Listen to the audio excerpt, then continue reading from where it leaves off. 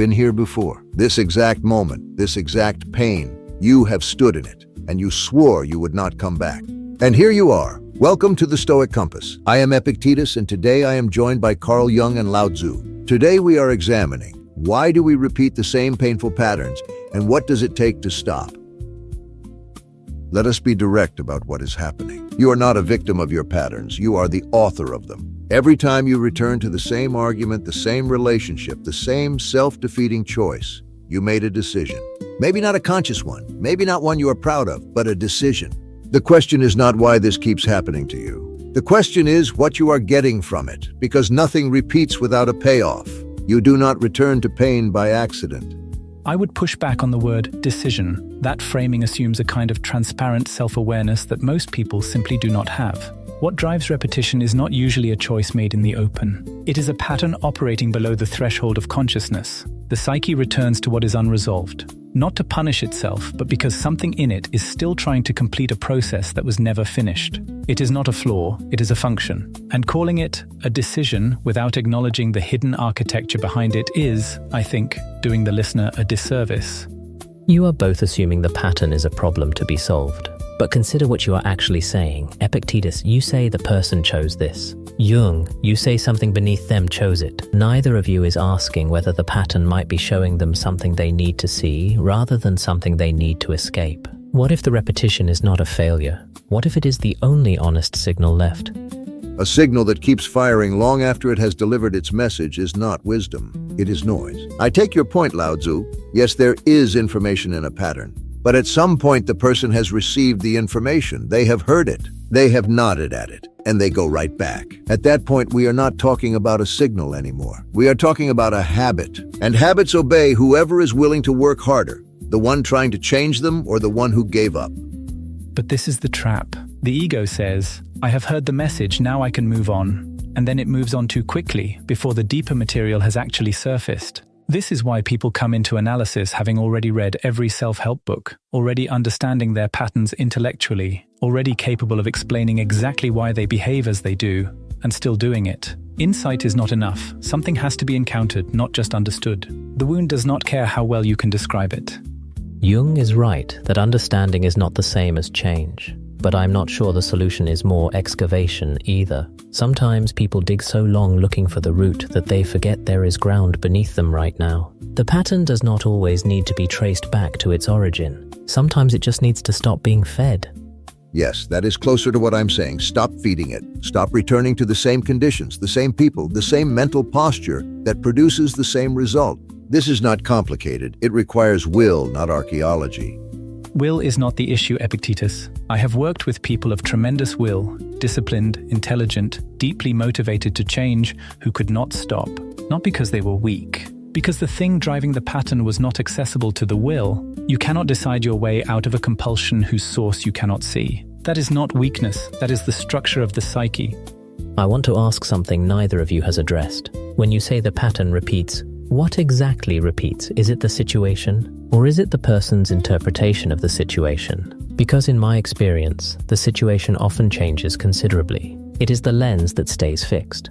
The lens is the person. Change the person, you change the lens. You do not wait for circumstances to rearrange themselves around your unexamined assumptions. You examine the assumptions, you correct them, and then you act differently. It is straightforward. Not easy, but straightforward.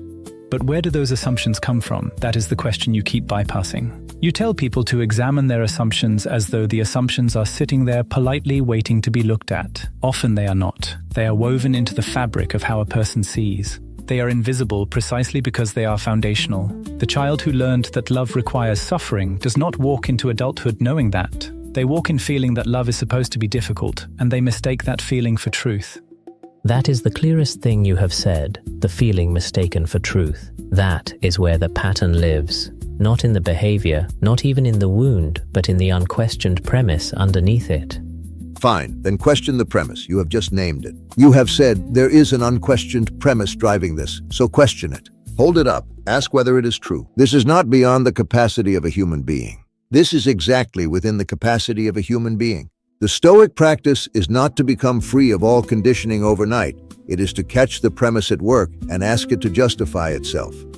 And when the premise does not respond to logic, when you can identify it, articulate it, argue against it, and still feel it, because that happens constantly, a person can know, rationally, that they are not unworthy of love and feel, viscerally, that they are. The knowing does not touch the feeling. What then? Then perhaps the effort is the problem. You cannot argue yourself out of a feeling any more than you can argue a river back upstream. But you can stop building channels that direct it toward the same destination. Now we are getting somewhere, even if I would not use the river image. The point is this: you cannot always think your way clear in the moment.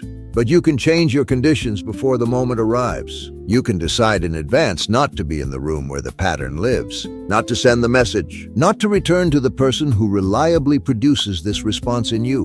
The decision happens earlier than you think. That is where the will has leverage. That is practical, and I do not dismiss it. But it handles the surface without touching the root. Avoiding the room helps, truly. But the person who avoids the room without understanding why they kept entering it will find another room that looks different and operates the same way. The pattern does not stay attached to the original location. It travels.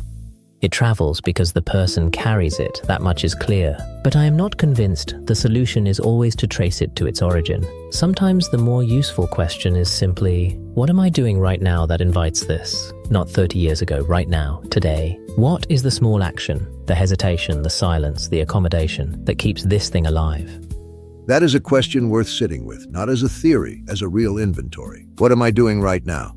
Not in my childhood, not in my dreams, not in my unconscious, but today, in the choices I'm actually making, that keeps this pattern breathing. I would not dismiss the past so quickly. The small action today very often has its grammar in what happened earlier. But I grant you this, the entry point does not need to be the origin. Sometimes the most accessible door is the present behavior, not the historical wound. If that is where a person can get traction, then start there. Understanding will follow.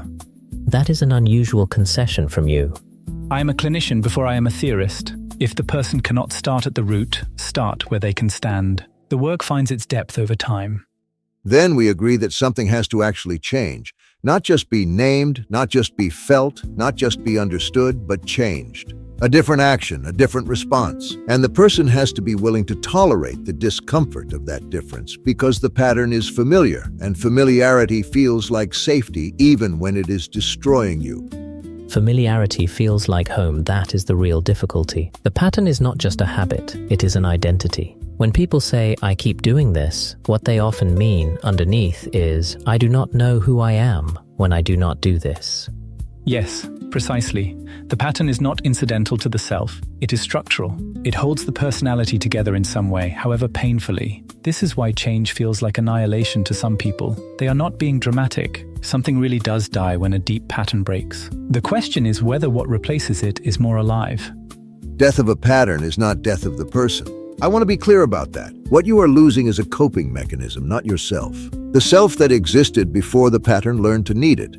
That self is still there. And it is more capable than the one that organized itself around the wound.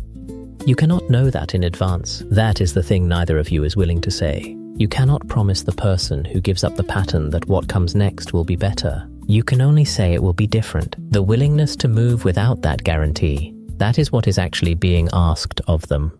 No guarantee, that is honest, but consider what the alternative guarantee looks like. Stay in the pattern, and you know exactly what you get. You have already lived it. The question is not which path is safe. Neither is safe. The question is which discomfort you are willing to choose. And whether you can face what you will see when the pattern stops providing cover. That is not small. I want the listener to understand that stopping a pattern is not just a behavioral shift. It exposes something. Not everyone is ready to see it the moment the cover comes off. Some people need support to do that work. That is not weakness, it is honesty about the nature of the task. The cover and what it hides, they are not separate things. When the behavior stops, the feeling it was suppressing does not appear cleanly, labeled, ready to be examined. It arrives as confusion or grief or a strange flatness. People mistake that arrival for failure. They think the change made things worse. Often it has simply made them real. So the discomfort after the pattern breaks is not evidence that you have made the wrong choice. It is evidence that you have made a real one. You have heard 3 people argue about what drives the pattern. Now let us talk about what stops it.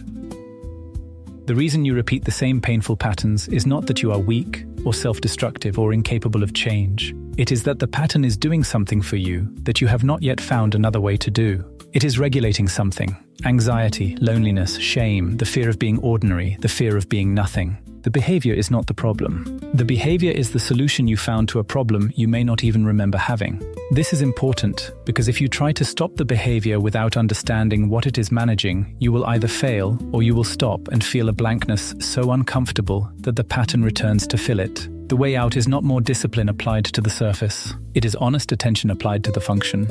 Ask yourself this: when I do this thing I keep doing, what am I avoiding? Not in abstract terms, in specific ones. What feeling, what confrontation, what truth am I not ready to hold?